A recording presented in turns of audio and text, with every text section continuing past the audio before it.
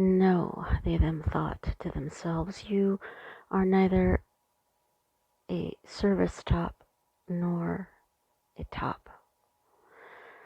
Not that they them was an expert on such dynamics per se, but all the things that Zoe had told them she was turned out to be untrue.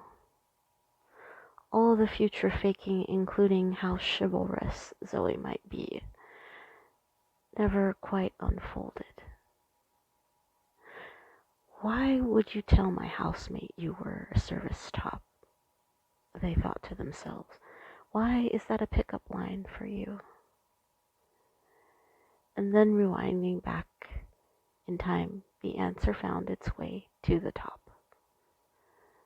Well, of course, because of the future faking. All the things that you imbue the sense with, and you project that there'll be chivalry and rumors of chivalry to come, and you will take good care of each other and serve one another. And the fantasy goes lopsided and everything falls out of your hands.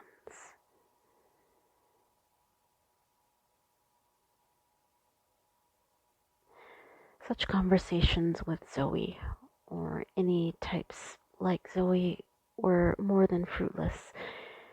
This personality type doesn't indulge in conversations, but simply lives for monologues and, of course, to be served.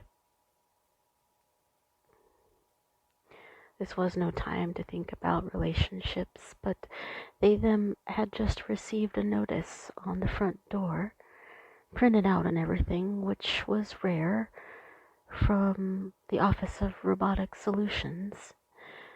Normally they would deal in electronic notices, but they them had come to understand bureaucracy and how the lag and the printing and the processing and the eventual mailing means by the time you get something, it may be close to too late, and therefore you will not receive your expected service.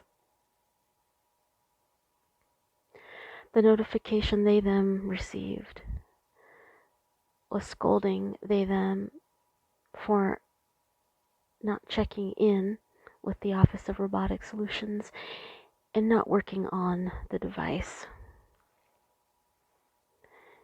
In this time of timeless time, they had no sense of when they were supposed to have begun building the device and when they were supposed to check in.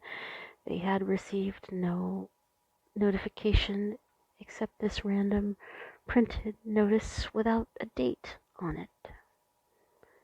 There was no deadline. There was no ETA for building, simply a stern notification that they then would need to start building the device immediately, or the rights to build such a device could also be seized immediately.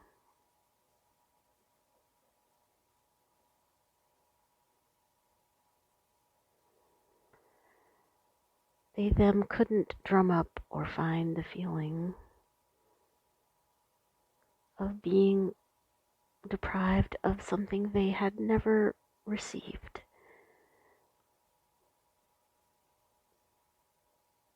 Being solo in a house filled with light and life, plant life, and housemates, and wanting to build an emotional support device seemed fruitless as well. But they them had hoped the device would serve them. Finally, or at least their emotions. And so a little shoot of motivation did find its way up through the concrete in their mind. They still had no idea to begin, though the house seemed to be filled with instructions. So they knew it was time to make a plan with Lenny, who was still more than a little upset with they them. Tyrone seems to have been drugged or in another state of consciousness, and in that way he was in his own sort of monologue too.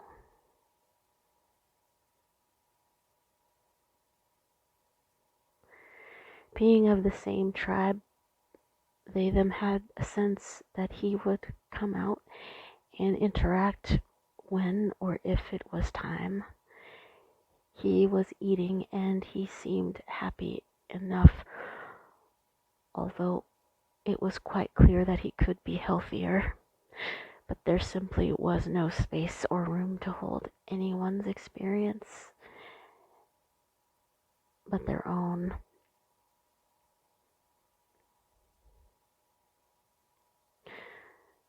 So they them knew as soon as Lenny got back from work that they would find a way to stumble through and ask for a different kind of support.